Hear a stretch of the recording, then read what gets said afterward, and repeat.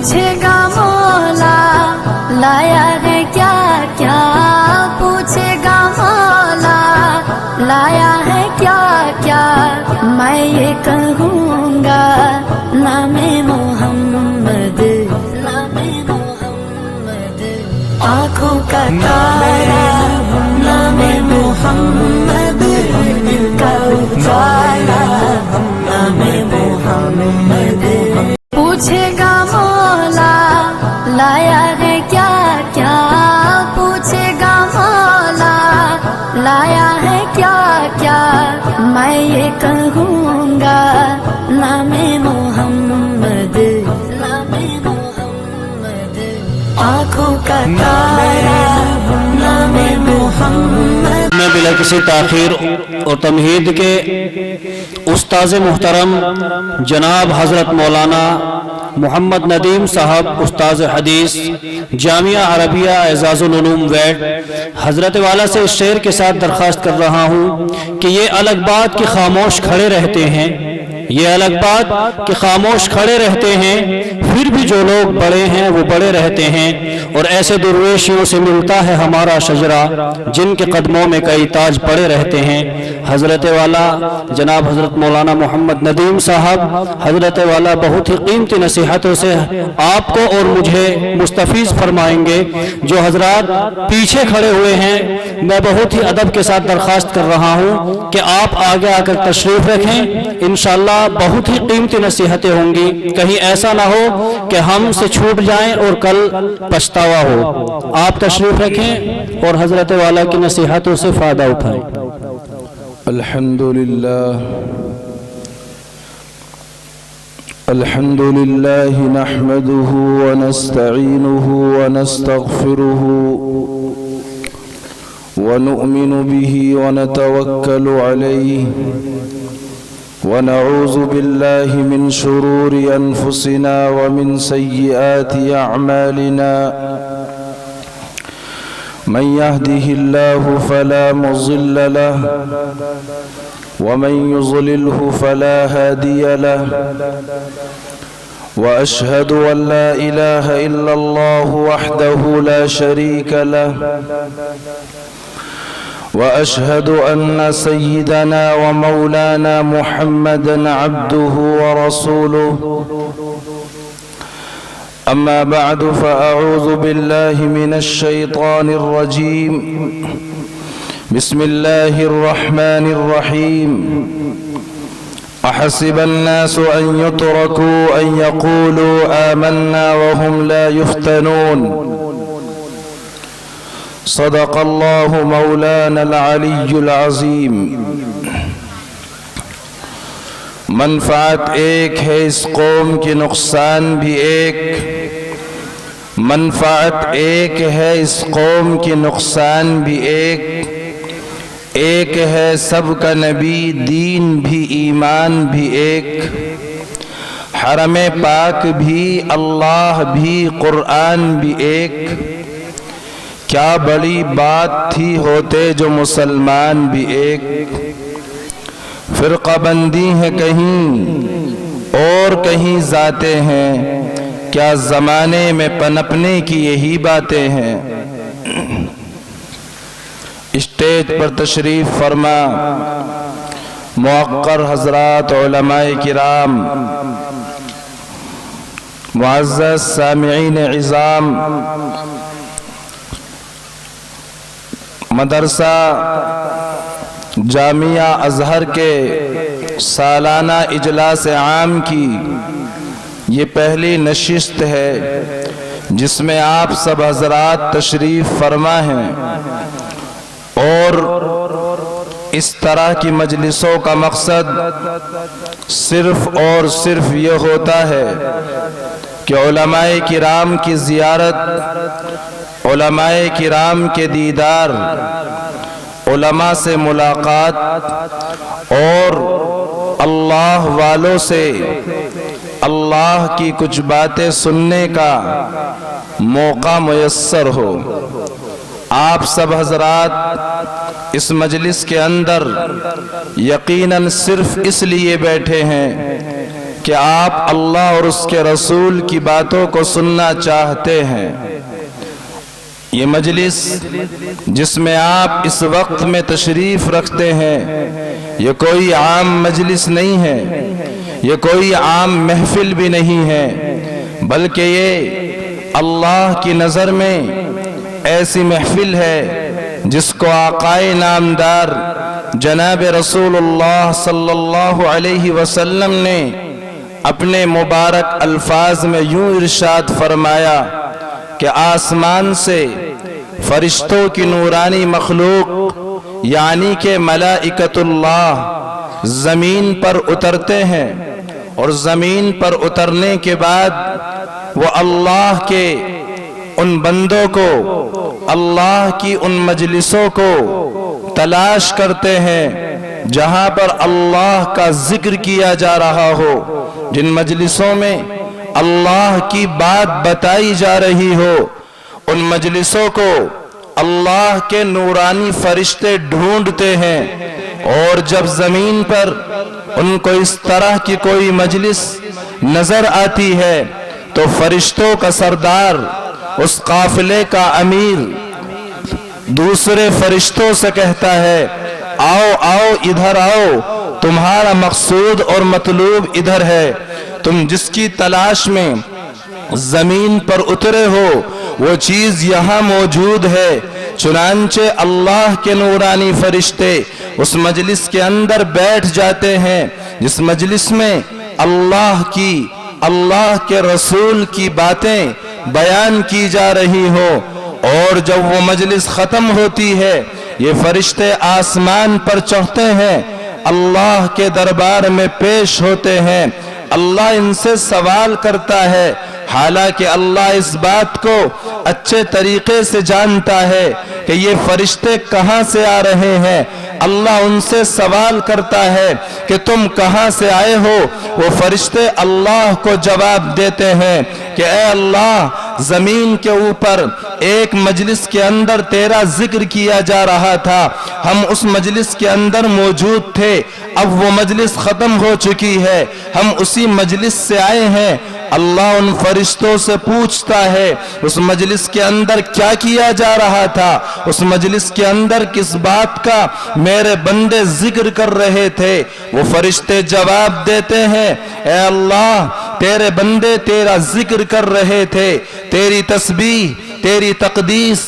تیری کبریائی، تیری عظمت اور جلال اور تیری بزرگی کو بیان کر رہے تھے۔ اللہ فرشتوں سے پوچھتا ہے کیا میرے بندوں نے مجھے دیکھا ہے؟ فرشتے جواب دیتے ہیں کہ اے اللہ، ان بندوں نے آپ کو دیکھا نہیں ہے۔ اللہ کہتا ہے کہ اگر وہ مجھ کو دیکھ لیتے، ان کی عظمت کا اور ان کے مجھ کو یاد کرنے کا مقام اور رتبہ کیا ہوتا؟ فرشتے جواب دیتے ہیں کہ اے اللہ، اگر وہ آپ کو دیکھ لیتے اور آپ کا دیدار کر لیتے تو یقیناً وہ اس سے بھی زیادہ آپ کو یاد کرنے والے ہوتے۔ اللہ پھر اگلا سوال کرتا ہے، اے میرے فرشتوں، وہ اس مجلس کے اندر کس چیز کا سوال کر رہے تھے؟ وہ فرشتے جواب دیتے ہیں، اے اللہ، وہ تیری جنت کا، تیری رضا کا، تیری خوشنودی کا، تیری مغفرت کا سوال کر رہے تھے،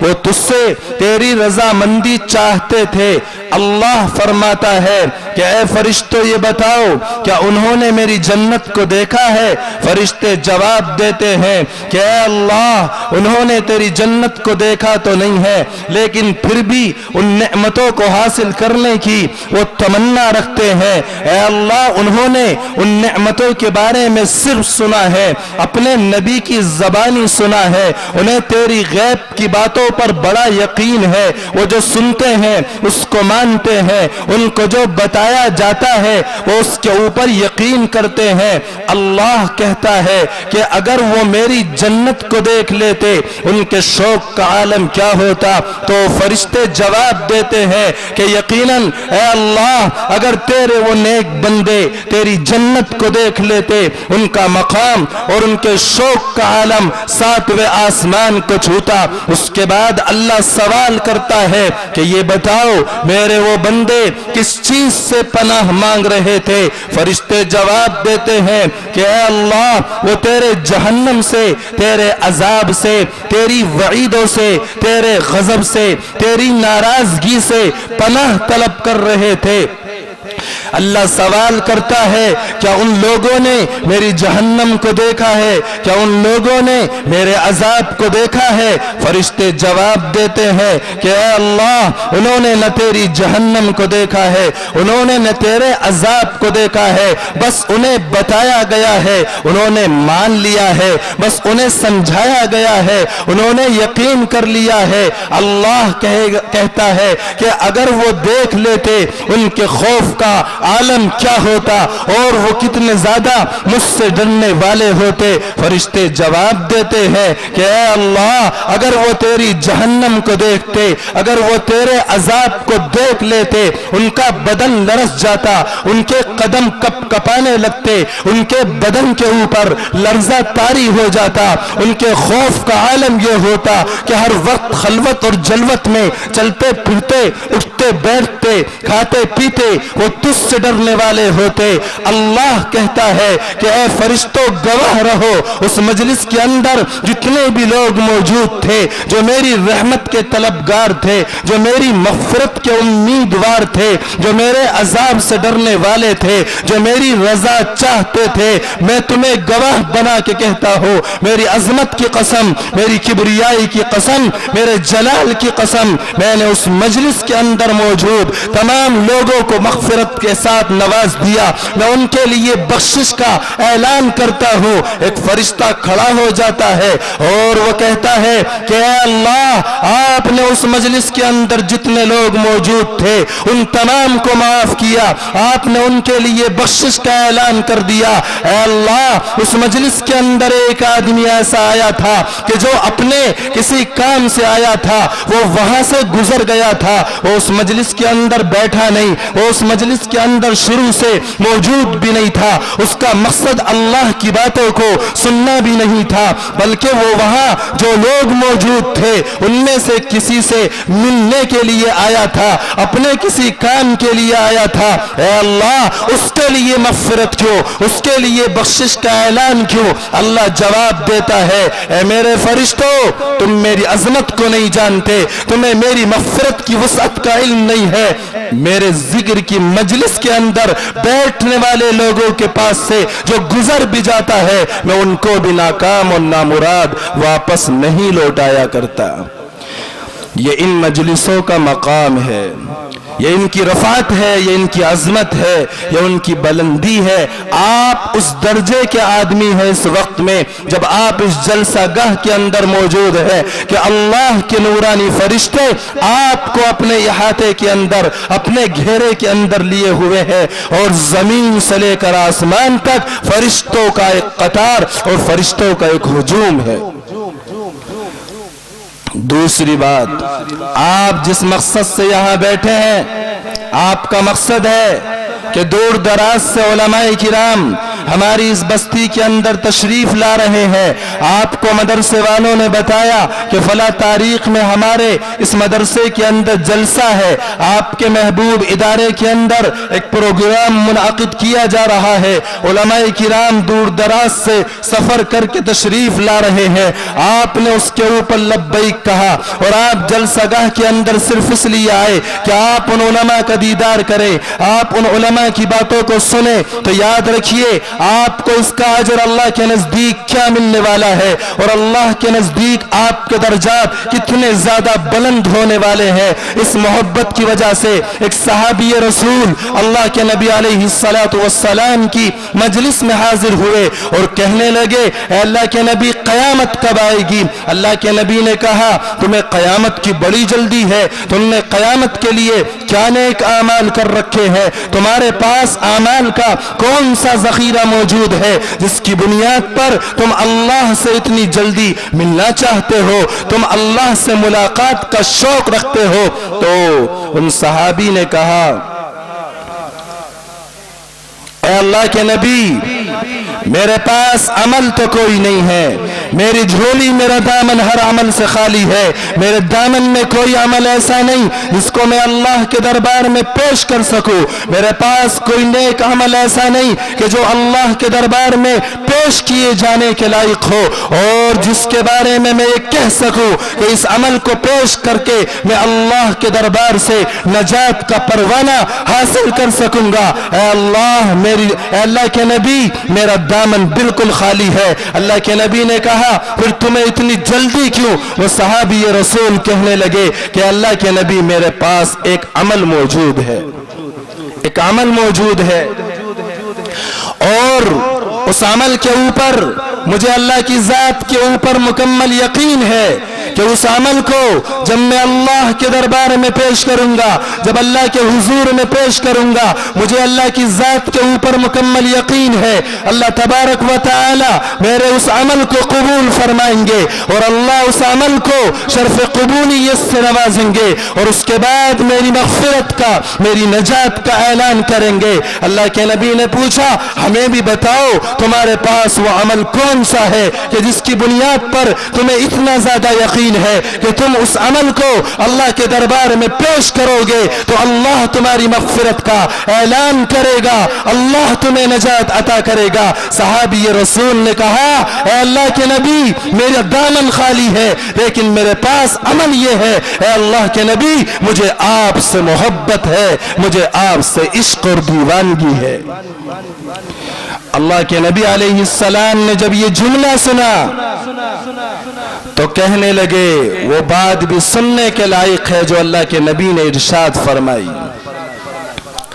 اللہ کے نبی علیہ السلام نے فرمایا کہ اگر تمہیں مجھ سے محبت ہے، میرے ساتھ ایک تعلق ہے، میرے ساتھ عشق کا معاملہ ہے، تو پھر سنو نبی علیہ السلام نے فرمایا المرء مع من احب الیہ، کل قیامت کے دن جب حشر کا میدان قائم ہوگا، اولین اور آخرین سب موجود ہوں گے، نیک اور بد تمام انسان اس میدان کے اندر جمع ہوں گے، اللہ کا دربار سج چکا ہوگا، اللہ انصاف کے لیے وہاں پر موجود ہوگا، اور اللہ کے دربار کے اندر لوگ ڈر رہے ہوں گے اور لوگ کانپ رہے ہوں گے۔ اس وقت کے اندر اللہ تبارک و تعالی اس آدمی کو کہ جس کو مجھ سے محبت ہوگی اس کو میرے ساتھ اٹھائے گا، اور آپ نے اعلان کر دیا کل قیامت کے دن انسان میدان محشر کے اندر اسی کے ساتھ اٹھے گا جس کے ساتھ اس کو محبت اور عشق کا تعلق ہوگا۔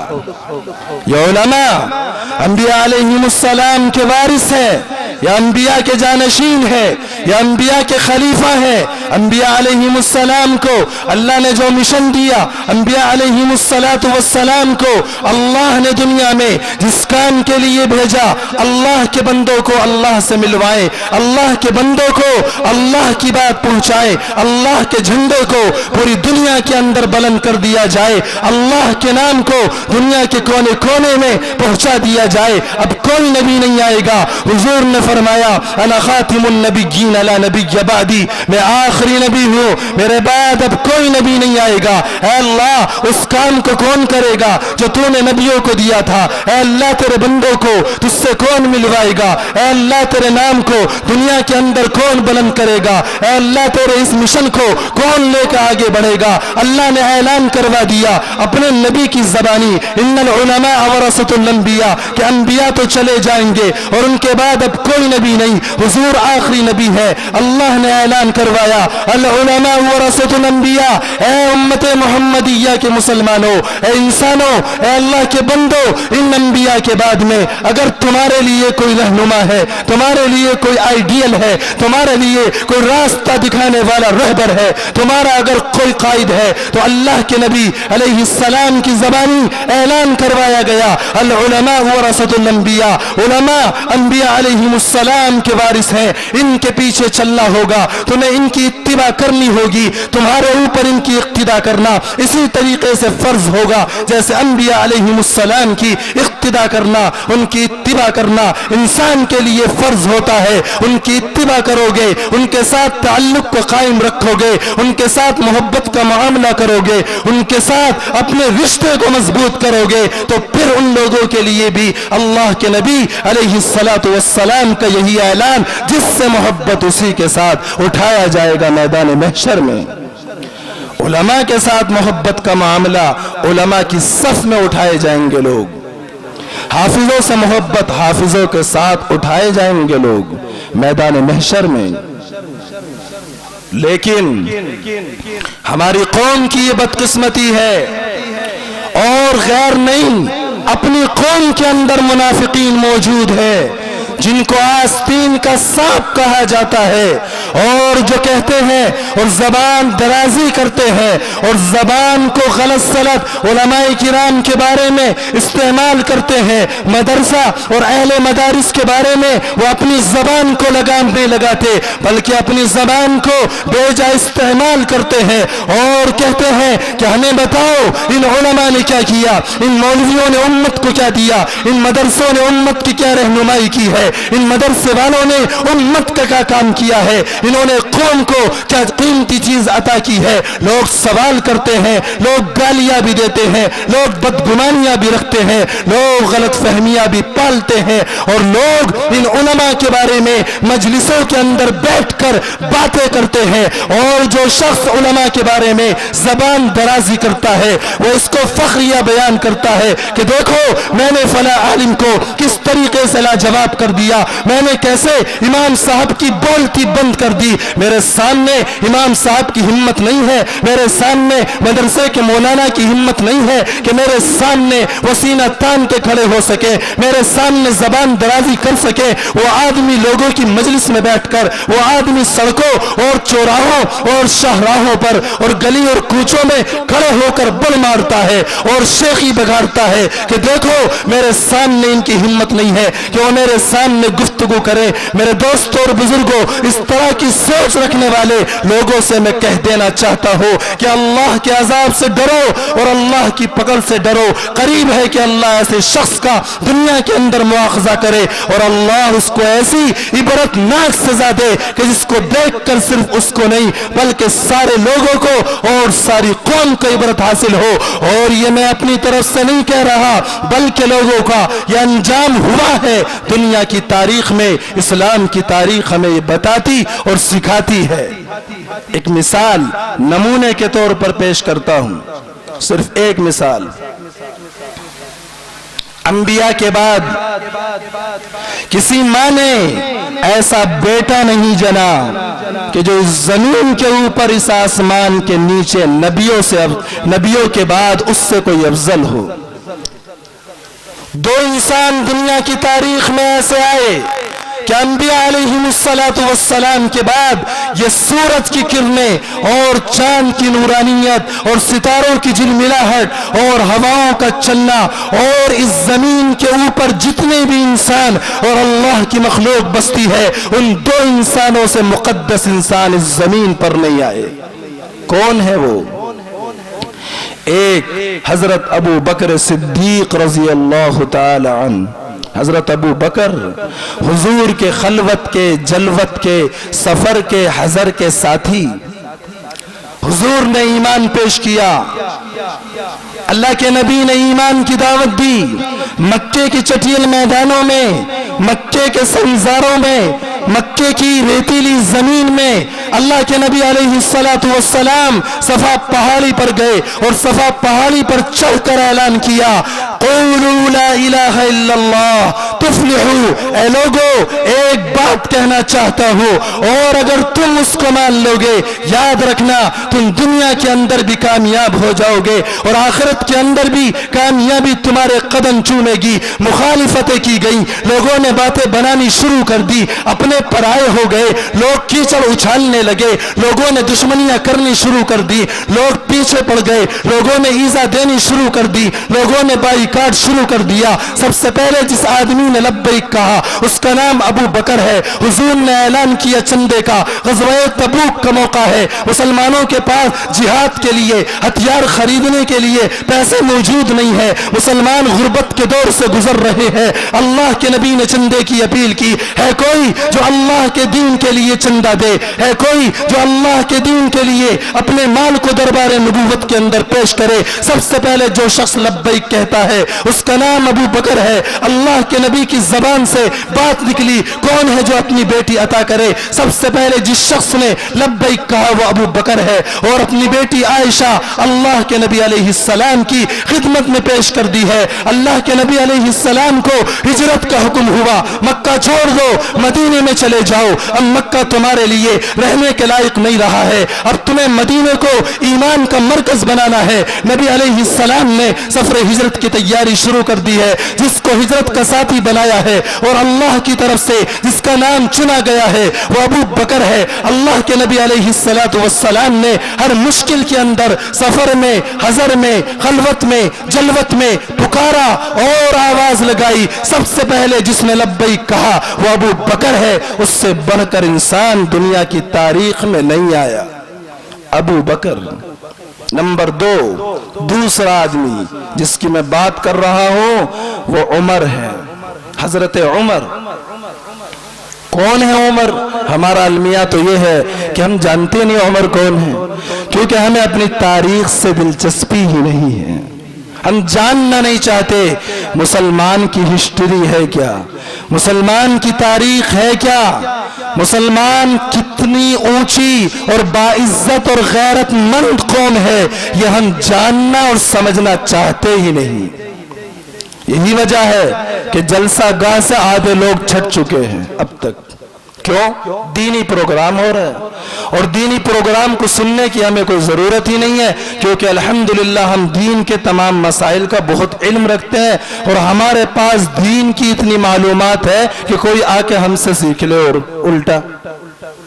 جبکہ اگر میں یہ پوچھ لوں کہ یہ مہینہ یہ بتاؤ اسلامی تاریخ کے حساب سے کون سا مہینہ کہلاتا ہے، اور اس مجمع کے اندر کھڑا کر کے اگر میں ایمانداری سے،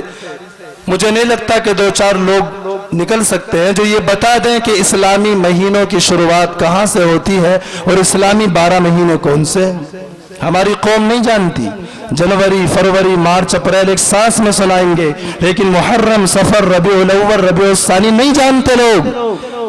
پتہ ہی نہیں ہے۔ یہ ہماری قوم کے شوق کا عالم ہے۔ جس قوم کی تعلیم کی سطح یہ ہو تو اس قوم کو تو ذلیل ہونا ہی ہے۔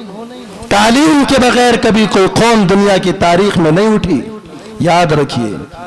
ہمیشہ دنیا میں ان قوموں نے تاریخ رقم کی ہے کہ جن قوموں کی بچوں نے، نوجوانوں نے، نسلوں نے علم کو اپنا مقصد بنایا ہے، وہ قوم حکومتیں کرتی ہیں دنیا کے اوپر۔ تو اس لیے انتہائی افسوس کے ساتھ یہ بات کہنی پڑتی ہے کہ دینی پروگرام کے تعلق سے ہمارے یہ نظریات اور ہماری یہ سوچ ہے جس کی عکاسی یہ خالی پنڈال اور جگہ جگہ یہ خالی جگہ جو موجود ہے یہ کر رہی ہے۔ خیر، جو حضرات موجود ہیں قابل مبارکباد ہیں کہ اللہ تعالیٰ نے آپ کو توفیق عطا کی اور آپ موجود ہیں۔ اللہ کرے آپ آخر تک موجود رہیں اور دعا کے بغیر اس جلسہ گاہ سے اٹھ کے نہ جائیں۔ جو حضرات باہر موجود ہیں اگر میری آواز ان تک پہنچ رہی ہو، ان سے بھی ادباً درخواست ہے کہ اگر ان کے پاس وقت ہو تو وہ جلسہ گاہ کے اندر تشریف لائیں، انشاءاللہ بڑا فائدہ ہوگا۔ نگاہیں مرد مومن سے بدل جاتی ہیں تقدیریں۔ یہ علماء کرام اس درجے کے لوگ ہیں جو آپ کے اسٹیجوں پر آتے ہیں کہ ان کی ایک نگاہیں لوگوں کی زندگیوں کو تبدیل کرتی ہیں، لیکن نہیں، ہمیں ضرورت نہیں ہے۔ خیر، میں عرض کر رہا تھا کہ دوسرا انسان عمر، حضرت عمر وہ آدمی ہے کہ اگر کسی راستے سے گزر جائے ابلیس کی ہمت نہیں کہ اس راستے پہ چلے۔ حضرت عمر جس راستے سے گزر گئے شیطان اس راستے کو چھوڑ کے چلا جاتا تھا۔ یہ عمر کی ہیبت اور رعب تھا۔ اللہ نے ایسے لوگ ہمیں عطا کیے تھے۔ حضور نے فرمایا اگر میرے بعد کوئی نبی بننا ہوتا، حضرت عمر کے اندر وہ صلاحیتیں موجود تھی کہ اللہ ان کو نبوت عطا فرماتا۔ اگر کسی کو نبی بنانا ہوتا، اللہ کو میرے بعد کسی کو نبوت عطا کرنی ہوتی، حضرت عمر اس لائق تھے کہ اللہ ان کو نبوت عطا کرتا۔ عمر کے اندر تمام خوبیاں موجود ہیں، بس یہ ہے کہ وہ نبی نہیں ہے، بس وہ نبی نہیں ہے، اور سارے کمالات جو ایک انسان کے اندر ہونے چاہیے وہ حضرت عمر کے اندر موجود ہیں۔ خیر، یہ دو آدمی ابو بکر و عمر اپنے وقت کے بہت بڑے عالم،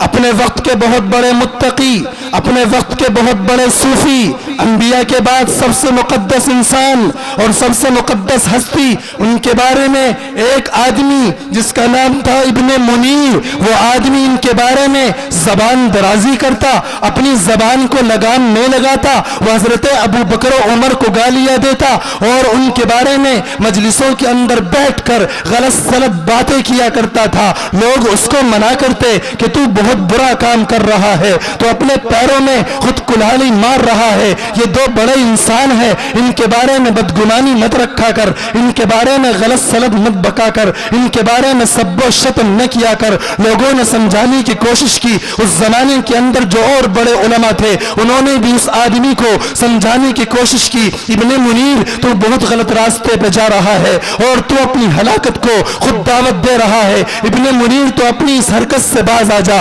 لوگوں نے اس کے سامنے ہاتھ جوڑے، لوگوں نے اس کے پیر پکڑے کہ تو ضرور تباہ ہو جائے گا اگر تو نے اپنی اس غلط حرکت سے توبہ نہیں کی۔ ابن منیر کے اوپر کوئی اثر نہیں ہوا اور وہ لوگوں کی باتوں کو ٹالتا رہا، ایک کان سے سنی اور دوسرے کان سے نکال دیا کرتا تھا اور اس کا یہ عمل برابر جاری رہا۔ وہ جب بھی کسی مجلس میں بیٹھتا اور اس مجلس کے اندر ابو بکر و عمر کا ذکر آتا، وہ ان کے بارے میں غلط سلط بکواس کرتا تھا، اس کی زبان غلط بھونکتی تھی، اس کی زبان غلط بولتی تھی، اس کی زبان غلط بکتی تھی۔ لوگوں نے سمجھایا، وہ نہیں سمجھا، وہ اپنی ہلاکت کو دعوت دے رہا تھا۔ اس زمانے کے اندر جو بڑے علماء تھے انہوں نے اس کو پرکھ لیا، انہوں نے جانچ لیا، انہوں نے لوگوں سے کہا کہ اس آدمی کو روکو اور اگر یہ باز نہیں آیا تو اس آدمی سے کہہ دو ہم پیشین گوئی کر رہے ہیں اس آدمی کے بارے میں، اگر یہ آدمی اپنی اس حرکت سے باز نہیں آتا ہے تو سنو اور کان کھول کر سننا، اور اس بات کو اس کے مرنے کے بعد بھی آزما سکتے ہو، اور تم میں سے کوئی بھی اس بات کا تجربہ کر سکتا ہے جب یہ انسان مرے گا اور اس کو اس کی قبر کے اندر دفن کیا جائے گا، تم اس کی قبر کے اندر اس کو دفن کرو گے تو دیکھ لینا، تم اس کی قبر کو کھودنا، اس کے مرنے کے بعد میں تم دیکھو گے کہ اس کا منہ قبلے سے پھر چکا ہوگا اور اس کی شکل سور اور خنزیر کی شکل کے اندر تبدیل ہو چکی ہوگی۔ میری اس بات کو یاد رکھنا۔ لوگوں نے اس وقت میں تو سنی انسنی کر دی، ابن منیر کو بھی یہ بات بتائی گئی کہ تیرے بارے میں فلاں علماء یہ کہتے ہیں، تیرے بارے میں اس طرح کی پیشین گوئیاں کی جا رہی ہے۔ ابن منیر پھر بھی باز نہیں آیا اور وہ برابر اس عمل کے اندر لگا رہا۔ بالآخر اللہ کا مقررہ وقت آ پہنچا، اللہ نے اس کو اپنے پاس بلا لیا، اس کی روح اس کے جسم سے جدا ہو گئی اور اللہ نے اس کو موت عطا کر دی۔ یہ بدبخت انسان، یہ بد نصیب انسان مر گیا۔ لوگوں نے اس کے کفن کا، اس کے دفن کا انتظام کیا، اس کے لیے قبر کھودی گئی، لوگوں نے اس کو کفنایا، اس کو دفنایا، اس کی نماز جنازہ پڑھی گئی اور اس کو مٹی کے ڈھیر کے اندر دفن کر دیا گیا، اس کو اس کوٹری کے اندر بند کر دیا گیا اور اس کے بعد میں لوگ وہاں سے چلے آئے۔ چند دن کے بعد چند نوجوانوں کو وہ بات یاد آئی کہ اس کے بارے میں تو علماء یہ کہا کرتے تھے کہ جب یہ آدمی مرے گا تو اس کا انجام یہ ہوگا۔ چند نوجوان اکٹھے ہوئے اور کہنے لگے کہ ہمیں اس بات کا تجربہ کرنا چاہیے اور ہمیں دیکھنا چاہیے۔ ان نوجوانوں نے ہمت سے کام لیا، حوصلے سے کام لیا، بہادری سے کام لیا اور انہوں نے اس بات پر اتفاق کیا کہ ہم سب جائیں گے، اس کی قبر کو کھودیں گے اور اس کی قبر کے اندر سے اس کی لاش کو نکالیں گے اور دیکھیں گے کہ وہ اپنی قبر کے اندر کس حالت کے اندر موجود ہے۔ یہ تمام کے تمام نوجوان قبرستان کے اندر پہنچتے ہیں اور اس کی قبر کو کھودنا شروع کر دیا جاتا ہے۔ اس مٹی کو جو اس کے اوپر موجود تھی اس کو ہٹا دیا گیا اور اس کا چہرہ لوگوں کے سامنے آ گیا۔ لوگوں نے دیکھا تو لوگوں کی زبان سے اللہ اکبر نکلا، لوگوں کی زبان سے سبحان اللہ نکلا، لوگوں کی زبان سے حیرت کے کلمات نکلے اور لوگوں کو بہت تعجب ہوا، لوگوں کی آنکھیں پٹی کی پٹی رہ گئی اور ان لوگوں نے اس بات کو سچا پایا جو اس کے بارے میں حضرات اکابر علماء کرام پیشین گوئی کیا کرتے تھے اور اس کے بارے میں جو بڑے بڑے علماء نے کہا تھا اور اس کو بھی سمجھانے کی کوشش کی تھی۔ نوجوانوں نے دیکھا کہ اس کا منہ قبلے سے پھر چکا ہے اور اس کی شکل خنزیر اور سور کی شکل کے اندر تبدیل ہو چکی ہے۔ ان نوجوانوں نے آپس میں مشورہ کیا، ہمیں اس کی لاش کو اس کی قبر سے نکال لینا چاہیے اور پورے شہر کے اندر اس کی لاش کو لے کر گھومنا چاہیے تاکہ لوگ دیکھیں کہ علماء کے ساتھ بدگمانی کرنے والے اللہ کے نیک بندوں کے ساتھ اور اللہ کے ولیوں کے بارے میں میں زبان کو غلط بھونکنے والوں کا انجام کیا ہوتا ہے۔ چنانچہ ان نوجوانوں نے اس کی لاش کو اس قبر سے نکال لیا اور پورے شہر حلب کے اندر اس کی اس لاش کو گھمایا گیا اور لوگوں کو دکھایا گیا، اے لوگوں دیکھو، جن کو یقین نہیں آتا تھا، دیکھو اللہ نے اس کا کیا انجام کیا ہے، اور تم اپنی کھلی آنکھوں سے دیکھو کہ اس کی انسانوں والی شکل خنزیر اور سور کی شکل کے اندر تبدیل ہو چکی ہے۔ سارے شہر نے اس نظارے کو دیکھا، لوگوں کو عبرت ہوئی، لوگوں نے سبق حاصل کیا اور لوگوں نے ہمیشہ کے لیے توبہ کی کہ کبھی اللہ والوں کے بارے میں، کبھی علماء کے بارے میں، کبھی اللہ کے نیک بندوں کے بارے میں اپنی زبان کو غلط طریقے سے حرکت نہیں دیں گے، اپنی زبان کو لگام کے اندر رکھیں گے، اپنی زبان کو صحیح طریقے سے استعمال کریں گے، اور ساری دنیا کے لوگوں کو اس واقعے کے ذریعے سے یہ پیغام دے دیا گیا اللہ کے نبی کے مقدس صحابہ کے بارے میں، جو زبان بھوکے گی، جو زبان غلط طریقے سے چلے گی، اور اللہ کے خلیفاؤں کے بارے میں، اللہ کے وارثین علماء کے بارے میں جو زبان غلط طریقے سے استعمال ہوگی، ان سب کا انجام یہ ہوگا، اور صرف یہ نہیں، اس سے بڑھ کر بھی ان کا انجام ہو سکتا ہے، اور اللہ ان کو دنیا کے اندر گرفتار عذاب یقیناً کر کے رہے گا۔ یہ ہے اللہ کے نیک بندوں کے ساتھ بدگمانی، ان کے بارے میں زبان درازی، ان کے بارے میں غلط سلط بکواس کرنے کا انجام۔ ہم اس کو بڑا معمولی سمجھ رہے ہیں، اس گناہ کو ہم نے بڑا ہلکا گناہ اور بہت چھوٹا گناہ سمجھ لیا، کوئی بھی ہر کس و ناکس اٹھا کر بولنا شروع کر دیتا ہے۔ بھئی اللہ کے بندو، اپنی آخرت کو تو سوچو کچھ کہ تم کیسے تباہ کر رہے ہو اپنی آخرت کو، اور ان علماء کے ساتھ بغض اور عناد کر کے تم اپنی نسلوں کو بھی تباہ کر رہے ہو، اس لیے کہ اس کا اثر صرف اس کی ذات تک نہیں رہتا، بلکہ اس کا اثر ان نسلوں تک بھی پہنچتا ہے جو اس کی زیر تربیت ہے۔ اس لیے آج عہد کرو کہ ہم آج کی اس مجلس سے یہ نیت کر کے اٹھیں گے کہ اپنے علماء کے ساتھ قدم سے قدم ملا کے چلیں گے، ان سے محبت، ان کے ساتھ تعلق، ان کے ساتھ پیار کا عشق کا معاملہ رکھیں گے، اور ان کو اپنا رہبر تصور کر کے اس دنیا کے اندر زندگی گزاریں گے، اور اگر کوئی زبان ان کے بارے میں غلط بولے گی تو ہم اس کا دفاع بھی کریں گے انشاءاللہ تعالی۔ کرتے ہیں سب حضرات نیت؟ یاد رکھیے، جب بھی علماء اور عوام کا رشتہ کمزور پڑا ہے، دنیا کی تاریخ اس بات کی گواہ ہے کہ جب بھی علماء اور عوام کے درمیان میں رشتہ کمزور ہوا، شیطان کو موقع ملا، غیروں کو عوام کو گمراہ کرنے کا موقع ملا۔ جب تک یہ رشتہ مضبوط رہا، دنیا کی کوئی طاقت مسلم عوام کو گمراہ نہ کر سکی، ان کو راہ راست سے نہیں ہٹا سکی۔ لیکن جس ملک کے اندر اور جس زمانے کے اندر علماء اور عوام کے درمیان میں خلا بڑھ گیا اور ان کا یہ رشتہ کمزور پڑا، لوگوں نے عوام کے ایمان پر ڈاکہ ڈالا، لوگوں نے ایمان کو چھیننے کی کوشش کی، لوگوں نے ایمان کو سلب کرنے کی کوشش کی، غیروں نے ایمان کے اوپر ڈاکے ڈالے، اور لوگ بھی یہ سمجھتے ہیں کہ جب تک یہ لوگ علماء سے جڑے رہیں گے، ان لوگوں کو گمراہ کرنا کوئی آسان کام نہیں ہے۔ ہندوستان کے اندر انگریز آیا اور وہ یہ چاہتا تھا کہ اس ملک کے اوپر اپنی حکومت قائم کرے، اور اس نے اپنی حکومت قائم بھی کی، لیکن انگریز کا بہت بڑا مشیر اور بہت بڑا دانشور اور سمجھدار آدمی، اس نے انگریز کے لوگوں کو اکٹھا کیا، منصب والے لوگوں کو اکٹھا کیا، اور کہا اگر تم یہ چاہتے ہو کہ ہندوستان کے اوپر تمہاری حکومت ہمیشہ قائم رہے اور کبھی تمہاری حکومت کو زوال نہ آئے اور تمہاری حکومت کے تخت کو کوئی ہلا نہ سکے اور اس کے پایے تخت کے اندر کوئی جنبش نہ آئے، تو میں تمہیں دو مشورے دیتا ہوں، ان کے اوپر عمل کرو، ہمیشہ ہندوستان کے اوپر تمہاری حکومت رہے گی۔ انگریز سمجھتا تھا اس بات کو۔ کیا مشورہ دیا اس نے؟ دو کام کر لو۔ پہلا کام، ان مولویوں کو، ان ملاؤں کو، ان علماء کو ختم کرو سب سے پہلے۔ انہیں راستے سے ہٹاؤ. جب تک یہ موجود ہے یہ عوام کو سونے نہیں دیں گے. یہ عوام کو جو سوئی ہوئی عوام ہے اس کو جگاتے رہیں گے, ان کے اندر دینی غیرت کو ابھارتے رہیں گے, وہ عوام کو للکارتے رہیں گے, وہ عوام کے اندر چنگاری ایمان کی, نور کی, اللہ کی معرفت کی جلاتے رہیں گے, وہ ایمان کا شعلہ ان کے اندر بھڑکاتے رہیں گے. جب تک یہ مولوی موجود ہے یہ اپنی قوم کا سودا نہیں ہونے دیں گے, یہ اپنی قوم کے ایمان کو بکنے نہیں دیں گے, یہ اپنی قوم کو جھکنے نہیں دیں گے, یہ اپنے قوم کو غیرت مند قوم بنا کے رہیں گے. ان کی قوم ذرا بھی دائیں بائیں ہوگی یہ علماء یہ مولوی اس قوم کو ان کی انگلی پکڑ کے ان کو سیدھے راستے پہ لائیں گے. اس لیے سب سے پہلے ان مولویوں کو راستے سے ہٹانا ضروری ہے. کیا ہوا پھر؟ دلی کے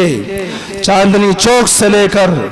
بلکہ ہر درخت کے اوپر دلی کے اندر علماء کرام کی لاشیں لٹکی ہوئی تھی. جہاں بھی علماء نظر آتے, جہاں بھی داڑھی اور ٹوپی والے نظر آتے, ان کو پکڑا جاتا اور ان کو پھانسی کے پھندے پر لٹکا دیا جاتا. مورخ نے بیان کیا ہے کہ دلی کے اندر علماء کرام کو تپتے ہوئے تیل کے اندر ایک بھٹی جلائی جاتی, اس کے اوپر کڑھائی رکھی جاتی, اس کے اندر تیل رکھا جاتا, اس تیل کو کھولایا جاتا, اس کو گرم کیا گیا اور علماء کرام کی جماعت کو لایا گیا. علماء کرام کو ایک ایک کر کے اس تیل کے اندر جلایا گیا اور جس کو بھی اس تیل کے اندر ڈالا جاتا اور اس کو بھونا جاتا اس سے یہ کہا جاتا کہ صرف ایک بات کہلوانا ہم تم سے چاہتے ہیں, تم وہ ایک بات کہہ دو, تم میں سے کسی کو کچھ نہیں کہا جائے گا, تم سب کو چھوڑ دیا جائے گا, تمہیں اس تیل کے اندر نہیں بھونا جائے گا, تمہیں اس کے اندر نہیں جلایا جائے گا. اے مولویوں تمہیں ایک بات کہہ دو کہ انگریز سے جہاد کرنا فرض نہیں ہے اور انگریز کی غلامی کو منظور کر لو. اپنی قوم کو انگریز کے خلاف کھڑا مت کرو, اپنی قوم کو جہاد کے لیے تیار نہ کرو. انگریز نے صرف ایک بات ان مولویوں سے کہلوانی چاہیے. مورخ نے بیان کیا کہ سارے کے سارے علماء اس تیل کے اندر بھول گئے, وہ سارے کے سارے اپنی جان کا نذرانہ پیش کر دیا. ایک مولوی ایسا نہیں تھا جو انگریز کے سامنے جھکتا اور انگریز کے سامنے یہ کہتا کہ ٹھیک ہے ہمیں چھوڑ دو, ہمیں تمہاری غلامی منظور ہے اور ہم اپنی قوم کو اس بات کا سبق نہیں دیں گے کہ تم انگریز کے خلاف جہاد کرو. انگریز نعرہ تکبیر, نعرہ تکبیر. علماء دیوبند انگریز اس بات کو سمجھ چکا تھا کہ ان مولویوں کے بغیر اس ملک کے اوپر اپنی حکومت کو قائم رکھنا ایک مشکل ترین کام ثابت ہوگا. چنانچہ یہی ہوا, انہی علماء نے اس انگریز کے پائے تخت کو پلٹ دیا اور انگریز کو اپنا بوریا بستر باندھ کر اس ملک سے جانا پڑا, چونکہ مولوی چٹان کی طرح انگریز کے سامنے کھڑے تھے. اور دوسرا مشورہ جو اس نے اپنے لوگوں کو دیا وہ یہ تھا کہ قرآن کریم کو چھین لو ان سے, قرآن کے نسخے جمع کرو اور ان تمام نسخوں میں آگ لگاؤ, ان کو نظر آتش کر دو, ان سب کو جلا کر راکھ کر دو. جب تک ان مسلمانوں کے پاس اللہ کی یہ مقدس کتاب, اللہ کی یہ پاکیزہ کتاب موجود رہے گی, یہ مسلمان کبھی گمراہ نہیں ہو سکتے ہیں. ان مسلمانوں کو راہ راست سے ہٹانا ممکن نہیں ہے. اس لیے اس قرآن کو ختم کرو. یہ دوسرا مشورہ تھا اس انگریز مشیر کا. چنانچہ کئی لاکھ قرآن کریم کے نسخے جلائے گئے, لیکن ذرا بتاؤ کیا انگریز کے ان نسخوں کو جلانے سے قرآن کریم ختم ہو گئے؟ کیا قرآن کریم کے حافظ ختم ہو گئے؟ کیا قرآن کریم کو دنیا سے مٹا دیا گیا؟ کیا اللہ کے الفاظ کو, اللہ کی پاکیزہ تعلیمات کو ختم کر دیا گیا؟ نہیں نہیں, انگریز کے یہ تمام کے تمام ہتھ کنڈے غلط ثابت ہوئے اور آج ہندوستان کے اندر الحمدللہ قرآن بھی زندہ ہے, قرآن والے بھی زندہ ہیں, قرآن بھی موجود ہے, قرآن والے بھی موجود ہیں, علم بھی موجود ہے, علماء بھی موجود ہیں, مدرسے بھی موجود ہیں, اعلی مدارس بھی موجود ہیں. وہ سارے کے سارے اسی انداز کے ساتھ اپنے مشن کو لے کر آگے بڑھ رہے ہیں. اے لوگوں, اس بات کو اچھے طریقے سے اپنے ذہن اور دماغ میں بٹھا لو. ان علماء کے ساتھ اگر تم نے اپنے رشتے کو کمزور کر لیا تو خدا کی قسم اسپین کے اندر جو ہوا وہی ہندوستان کے اندر بھی ہو سکتا ہے. غیر یہ چاہتے ہیں اور ہمارے اپنے بھی کچھ یہ چاہتے ہیں کہ ان علماء اور عوام کے درمیان میں دوری بنائی جائے. خدا کی قسم اگر ان مدرسوں کے اوپر آنچ آئی اور ان مدرسوں کے دروازوں پر تالے پڑے تو خدا کی قسم ان سروں کے اوپر جو یہ ٹوپیاں نظر آ رہی ہیں ان ٹوپیوں کو دیکھنے کے لیے ترس جاؤ گے. یہ ٹوپیاں نظر نہیں آئیں گی. یہ اسلامی لباس, یہ اسلامی چہرہ مہرہ, یہ اسلامی طور طریقہ, یہ اسلامی طرز زندگی, یہ اسلامی معاشرت, یہ اسلامی سماج, یہ اسلامی باتیں, یہ مدرسے, یہ قرآن, ان کا جنازہ اٹھے گا اور آپ اس جنازے کو پڑھیں گے. یاد رکھنا اگر ان کی حفاظت کرنی ہے تو ان مدرسوں کی حفاظت کرنی ہوگی. اگر اللہ کے نبی کے لائے ہوئے دین اور شریعت کو بچانا ہے تو اسلام کی چھاونیاں مدرسوں کی حفاظت کرنی فرض عین ہوگی ہم سب کے اوپر. کریں گے انشاءاللہ. ان مدرسوں سے اپنے رشتے کو مضبوط قائم رکھیں گے, ان علماء کے ساتھ اپنے تعلق کو قائم رکھیں گے اور علماء کے بارے میں ہر طرح کی بدگمانی سے بچیں گے. آپ کا یہ مدرسہ بھی اسی صفہ مدرسے کی ایک کڑی ہے جو اللہ کے نبی علیہ الصلاۃ والسلام نے قائم کیا تھا ایک چبوترے کے اوپر, اور حضرات صحابہ کرام وہاں علم سیکھا کرتے تھے جن کے اندر ابو ہریرہ بھی تھے اور اس کے اندر دوسرے حضرات صحابہ کرام بھی موجود تھے. اس چبوترے کے اوپر اللہ کی باتیں بتائی جاتی تھی, اللہ کے نبی کی احادیث کو پڑھ کر سنایا جاتا تھا. معلم خود نبی پاک صلی اللہ علیہ وسلم موجود تھے. اسی صفہ مدرسے کی یاد یہ آپ کا مدرسہ ہے, اسی کی ایک کڑی یہ آپ کا مدرسہ ازہر ہے. اللہ تبارک و تعالی نے آپ کو ایک ایسا مدرسہ عطا کیا ہے کہ جس مدرسے کے اندر الحمدللہ قرآن کریم کے الفاظ کی بھی تعلیم دی جاتی ہے, اللہ کے مقدس اور پاکیزہ کلمات کی حفاظت کی جاتی ہے, اللہ کے نبی علیہ الصلاۃ والسلام کی مبارک احادیث کو پڑھا اور پڑھایا جاتا ہے,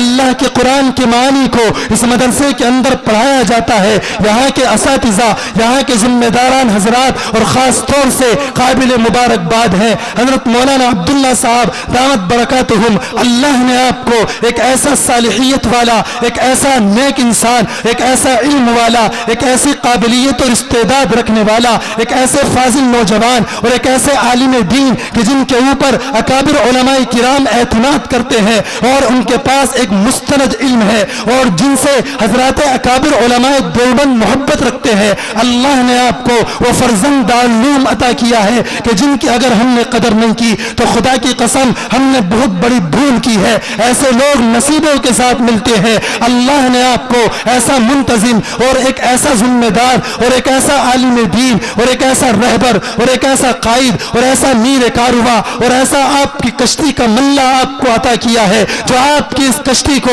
انشاءاللہ 20 دریا کے اندر بھور کے اندر پھنسنے نہیں دے گا اور موجوں سے مقابلہ کرنے کی الحمدللہ جو استطاعت رکھتا ہے, ہر طرح کے طوفان اور ارتداد کی لہروں کو سمجھنے اور ہر طرح کی آنے والی پریشانیوں کو دور سے پہچاننے کی الحمدللہ بصارت کے ساتھ اللہ نے بصیرت بھی عطا فرمائی ہے. اللہ نے ہمت بھی دی ہے, اللہ نے حوصلہ بھی دیا ہے, اللہ نے طاقت بھی دی ہے, اللہ نے ذی ہوش بنایا ہے, اللہ نے ذی رائے بنایا ہے, اللہ نے علم بھی دیا ہے, تقوی اور طہارت سے مزین کیا ہے. ایک ایسا کامل اور مکمل انسان اللہ نے آپ کی اس بستی کو اور اللہ نے آپ کے اس مدرسے کو ایک فرشتے کی شکل کے اندر عطا کیا. آپ کی ذمہ داری ہے ان جیسے علماء کی قدر کرنا, ان کی قدرداری کرنا, ان کو اپنے سروں کا تاج سمجھ کر اپنے سروں کے اوپر بٹھا کے رکھنا. خدا کی قسم اس طرح کے لوگوں کی عظمت اور اس طرح کے لوگوں کی قدردانی ہمارے لیے باعث نجات ہوتی ہے.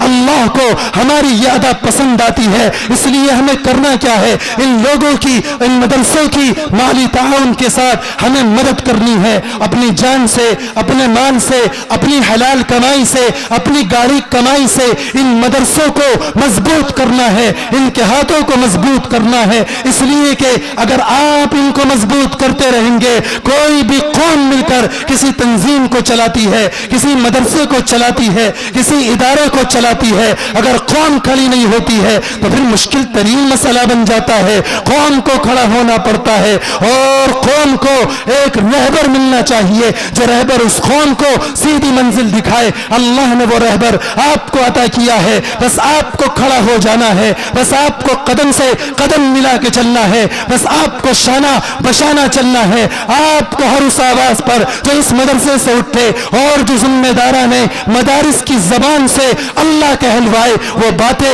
ان کی نہیں ہوتی, وہ باتیں اللہ کہلواتا ہے. ان باتوں پر آپ کو لبیک کہنا ہے. اسی کے اندر آپ کی کامیابی اور آپ کی دنیا اور آخرت کی سرخ روئی ہے. الحمدللہ آپ کے اس ادارے کے اندر ہر سال کی طرح اس سال بھی الحمدللہ بچوں نے حفظ قرآن کریم کو مکمل کیا ہے. اور حفظ قرآن کریم کی دولت کوئی معمولی چیز نہیں ہے. ایک حافظ اتنی آسانی سے تیار نہیں ہوتا. آپ مدرسے والوں کو ایک چھوٹا سا بچہ لا کے دیتے ہیں جس کو الف بھی نہیں آتا, جس کو با تا سا کا بھی پتہ نہیں ہوتا. یہ مدرسے والے بیچارے خوش دلی کے ساتھ اس بچے کو قبول کرتے ہیں. آپ لے کے آتے ہیں کہ جی یہ آپ کی امانت ہے اور ہم اس کو لے کے آئے ہیں. مدرسے والے کہتے ہیں ٹھیک ہے, اس کو یہاں بٹھا کے جاؤ, ہم تمہیں حافظ بنا کے واپس کریں گے, ہم تمہیں عالم بنا کے واپس کریں گے. اے لوگو, اس بات کو اچھے طریقے سے سمجھو, ایک عالم اتنی آسانی سے تیار نہیں ہوتا. ایک عالم کے پیچھے کتنی محنت لگتی ہے یہ علماء جانتے ہیں, یہ علماء جانتے ہیں, یہ مدرسے کے ذمہ داران جانتے ہیں, ان مدرسوں کے اندر اساتذہ کرام جانتے ہیں جو صبح کو اس وقت میں بیدار ہوتے ہیں جب پوری قوم خواب غفلت کے اندر ہوتی ہے, اور اس وقت تک یہ جاگتے ہوئے ہوتے ہیں جب ساری قوم اپنے نرم اور گرم بستروں کے اوپر جا چکی ہوتی ہے. کوئی چوری کی طرف چلتا ہے, کوئی زنا کی طرف چلتا ہے, کوئی شراب نوشی کی طرف کو چلتا ہے, کوئی میخانوں کے اندر جاتا ہے, کوئی زنا کے اڈوں کی طرف چلا جاتا ہے. یہ مدرسے والے اور ان مدرسوں کے اندر چھوٹے چھوٹے وہ معصوم بچے جن کو آپ مدرسے والوں کے سپرد کر کے گئے تھے, یہ ان کو ان مدرسوں کی ٹوٹی پھوٹی چٹائیوں کے اوپر بیٹھ کر بسم اللہ الرحمن الرحیم کا درس دے رہے ہوتے ہیں. بچہ ایک بار میں سیکھتا نہیں ہے, بچہ بار بار اپنی تلائی ہوئی زبان سے اس کو پڑھنے کی کوشش کرتا ہے. استاد کو غصہ نہیں آتا, استاد کے ماتھے کے اوپر شکن نہیں پڑتی, وہ اکتاہٹ کا شکار نہیں ہوتا, بلکہ وہ اس کو اپنا بیٹا سمجھتا ہے, وہ اس کو اپنا بچہ سمجھتا ہے. اور 100 مرتبہ بھی اگر ایک لفظ کو پڑھوانے کی کوشش کی جاتی ہے اور ضرورت پڑتی ہے وہ اس سے دریغ نہیں کرتا. اسی کو کسی شاعر نے کہا, ہزاروں سال نرگس اپنی بے نوری پر ہوتی ہے, بڑی مشکل سے ہوتا ہے چمن میں دیدہ ور پیدا. کوئی بھی ایک پھول جب چمن کے اندر کھلتا ہے تو اس کے لیے میرے دوستو بڑی محنتیں لگتی ہیں, اس میں خرچ بھی ہوتا ہے, اس کے اندر وقت بھی صرف ہوتا ہے, اس کے لیے ٹائم بھی لگتا ہے, تب جا کر ایک پھول کسی چمن کے اندر کھلتا ہے اور پھر وہ خود بھی مہکتا ہے اور سارے ماحول کو اپنی اس خوشبودار مہک کے ذریعے معطر کر دیا کرتا ہے. ان مدرسے والوں نے یہ حفاظ تیار کیے, یہ علماء تیار کیے ہیں. ان مدرسوں نے آپ کو دین کے وہ سپاہی تیار کر کے دیے ہیں جو سین کی دین کی سرحدوں کی حفاظت کرتے ہیں. اگر یہ موجود نہ ہو دین کی سرحدوں کے اندر دشمن گھسائے اور وہ دین کے اندر قطر بیوت کر دے, لیکن انہوں نے ایک مجاہد کی طرح, ایک سپاہی کی طرح دین کی سرحدوں پر پہرا دیا ہے, دین کی سرحدوں کی حفاظت کی ہے. آپ سوئے ہوئے ہوتے ہیں, یہ دین کی ان سرحدوں کے اوپر پہرا دے رہے ہوتے ہیں. امام محمد رحمت اللہ علیہ سے کسی نے پوچھا, آپ پوری رات مطالعہ کرتے ہیں, آپ پوری رات جاگتے ہیں, آپ پوری رات ورق گردانی کرتے ہیں, ساری قوم سو جاتی ہے, سارے لوگ ٹانگ پھیلا کر سکون کی نیند لیتے ہیں, اے امام صاحب آپ کیوں نہیں سوتے, آپ کو نیند نہیں آتی؟ امام صاحب نے کہا, قوم کا اتنا فکر ہے, قوم کا اتنا زیادہ میرے ساتھ امید ہے, قوم میرے ساتھ امید وابستہ کیے ہوئی ہے. قوم کو پتا ہے کہ محمد موجود ہے اور محمد سے ہم کوئی بھی مسئلہ اگر پوچھنے کے لیے جائیں گے محمد اس مسئلے کو حل کرے گا. قوم میرے اوپر اعتماد کرتی ہے, قوم نے میرے اوپر ایک بوجھ ڈالا ہے, اگر محمد بھی سو گیا تو پوری قوم سو جائے گی. اس لیے میں قوم کے لیے جاگ رہا ہوں تاکہ قوم کی ان امیدوں کے اوپر کھڑا اتر سکوں. کسی مدرسے کی ذمہ داری ایک معمولی چیز نہیں ہوتی. لوگ تو کہہ دیتے ہیں کہ جی مدرسے کے جو لوگ ہیں بڑے مزے لے رہے ہیں, جی بڑے مزے لے رہے ہیں. آ کے دیکھو, ایک دن مدرسہ چلا کے دکھائیں وہ لوگ کہ جو یہ کہتے ہیں مزے لے رہے ہیں. ایک دن چلا کے دکھائیں، ایک دن کے اندر ان کو دن میں تارے نظر آئیں گے کہ آسمان پہ دن میں ہی تارے نظر آ رہے ہیں ابھی، آج تو سورج کی جگہ چاند نکلا ہوا ہے، یہ دن میں نظر آ جائے گا۔ آپ چلا کے تو دیکھیں کہ ایک نظام کیسے چلایا جاتا ہے اور ایک ذمہ دار کو کن کن چیزوں کا خیال رکھنا پڑتا ہے اور کیا کیا افکار اور تفکرات اس کو درپیش ہوتے ہیں، اور وہ امت کے غم کے اندر اندر گھلا جا رہا ہوتا ہے۔ آپ کے اس مدرسے کے حضرت مولانا عبداللہ صاحب دامت برکاتہم، میں ان کو زمانے طالب علمی سے جانتا ہوں اور الحمدللہ ان کے ساتھ رفاقت کا اور تعلق کا میرا لمبا زمانہ ہے، تقریباً 20 سال کے عرصے پر وہ زمانہ محیط ہے۔ الحمدللہ آپ ان کے اوپر 100% نہیں بلکہ میں یہ کہتا ہوں کہ اس قوم کو ان کے اوپر 200% اعتماد کرنے کی ضرورت ہے، اور اس قوم کو ان کے ہاتھوں کو مضبوط کرنے کی ضرورت ہے۔ ان لوگوں سے کام لو، ایسے لوگ بڑے مقدر والوں کو ملا کرتے ہیں، لوگوں کو کام کے لوگ نہیں مل رہے ہیں، آپ کو کام کے لوگ ملے ہوئے ہیں۔ جب میں پہلے جلسے میں آیا، بلکہ میں پہلے بھی مدرسے میں اس میں آیا، جب حضرت محتمی صاحب دامت برکاتہم آپ کے اس مدرسے میں نہیں آئے تھے، میں اس مدرسے میں آیا ایک مرتبہ، میں نے اس مدرسے کو دیکھا، میں بالکل امانت داری کے ساتھ جو دل نے محسوس کیا وہ بتا رہا ہوں کہ دیواریں ایسے محسوس ہو رہی تھی جیسے کھانے کو آ رہی ہیں، ایک رونق، ایک نورانیت، ایک کشش، ایک اللہ والوں کی جو مجلس ہوتی ہے، اس مجلس کے اندر دل کو جو سکون اور قرار اور اطمینان ملنا چاہیے وہ نہیں ملتا تھا، اور مدرسہ دیکھ کر ایسا لگتا تھا بھی جلدی یہاں سے نکلو۔ اور اس کے بعد میں بھی اس مدرسے کے اندر آیا، پہلے آپ کے یہ سامنے والے کمرے موجود نہیں تھے، اسی طریقے سے آپ کا یہ مہمان خانہ اس انداز پر موجود نہیں تھا، آپ جو یہ دفتر اہتمام برابر میں دیکھ رہے ہیں، یہ دفتر اہتمام اس انداز میں موجود نہیں تھا۔ میں نے اس دفتر اہتمام کو دوسرے انداز میں بھی دیکھا ہے جس کو میں آپ کے سامنے بیان نہیں کرنا چاہتا ہوں، آپ اس کو اچھے طریقے سے مجھ سے زیادہ جانتے ہیں، آپ اس سے اچھے طریقے سے واقف ہیں، میرے مقابلے میں آپ زیادہ واقف ہیں۔ علماء کرام یہاں آئے، میں نے اپنی کانوں سے سنا، علماء کرام اتنے تاثرات پیش کر گئے، دارالعلوم کے محتمم حضرت مفتی ابوالقاسم صاحب دامت برکاتہم کہ جو اتنا بڑا انسان ہے آج ہندوستان کی تاریخ کے اندر، کہ جن کو دیکھنے کے لیے لوگ بیتاب ہوتے ہیں، ان سے مسافہ کرنے کے لیے لوگ بے قرار ہوتے ہیں۔ الحمدللہ حضرت محتمم صاحب کی محبت تھی کہ ان کی ایک آواز کے اوپر آپ کی اس بستی میں آئے، آپ کے جلسے کے اندر شرکت کی، اور جب یہاں سے رخصت ہو رہے تھے تو ان کی زبان پر کیا تاثرات تھے، وہ تاثرات سننے کے لائق ہے۔ آپ حضرات کا سر فخر سے اونچا ہو جائے گا کہ آپ اس گاؤں کے باشندے ہیں، آپ اس گاؤں کے رہنے والے ہیں، کہ جس گاؤں والوں کے بارے میں حضرت محتمم صاحب کی مقدس اور بابرکت زبان سے اس طرح کے کلمات جاری ہوئے۔ انہوں نے کہا کہ میں جب اس مدرسے کے اندر آیا اور میں نے اس مدرسے کی چہار دیواری کو دیکھا اور میں نے اس کے بیچ میں اپنے ٹائم کو گزارا اور حضرت مولانا عبداللہ صاحب دامت برکاتہم کے اخلاق کو دیکھا اور ان کی باتوں کو دیکھا اور ان کے پاس وقت گزارنے کا موقع ملا، خدا کی قسم مجھے ایسا محسوس ہوا کہ میں ایک ایسی جگہ اور ایسی درسگاہ کے اندر موجود ہوں جو درسگاہیں اللہ کے نبی علیہ السلام کی مجلس کی جو درسگاہیں تھی، ان درسگاہوں کے اندر جیسے لوگ محسوس کیا کرتے تھے، اور میرے دل کو وہ سکون، وہ قرار، وہ اطمینان یہاں آ کے ملا ہے کہ جو میں نے اور دوسری جگہوں پر محسوس نہیں کیا۔ اور یہ صرف ان کی بات نہیں ہے، جامعہ عربیہ اعزاز العلوم ویٹ کے محتمم 58 سالہ محتمم، جامعہ عربیہ اعزاز العلوم ویٹ کے 58 سالہ محتمم وہ آپ کے اس ادارے کے اندر آئے۔ جلدی سے یہ حضرات کسی جگہ تشریف نہیں لے جاتے، حضرت کی ایک آواز پر صرف ایک درخواست کی، اللہ نے ایسی مقبولیت دی ہے، اللہ نے ایسی کشش عطا کی ہے کہ جن بزرگوں کی مجلس میں جاتے ہیں وہ بزرگ خود بخود مائل ہوتے ہیں اور اللہ قلوب کو متوجہ کرتا ہے۔ حضرت محتمم صاحب کی مجلس میں درخواست کی گئی کہ حضرت آپ للیانہ تشریف لائیں اور ہمارے اسٹیج کو رونق دیں۔ حضرت محتمم صاحب نے فوراً اس درخواست کو قبول کیا اور بخوشی قبول کیا اور کہا میں بیمار ہوں لیکن میں وہاں ضرور آؤں گا۔ چنانچہ وہ تشریف لائے، جلسہ گاہ کے اندر آئے،